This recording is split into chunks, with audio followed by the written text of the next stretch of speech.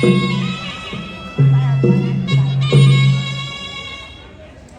là còn được bị sắp đặt bọn mình trênการประกวดประดานคนขมายปีลูกอัญญากระดานจูนสำนาน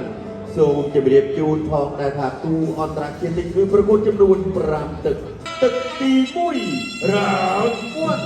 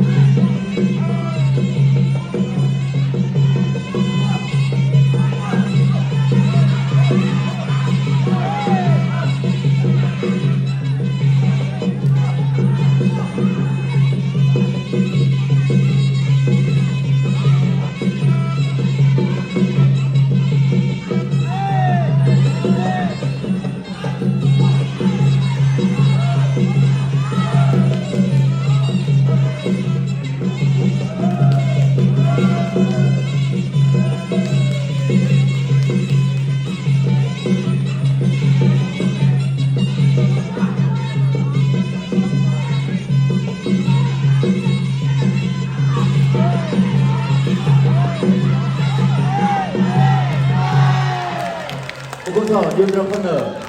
1, 2, 3, 4.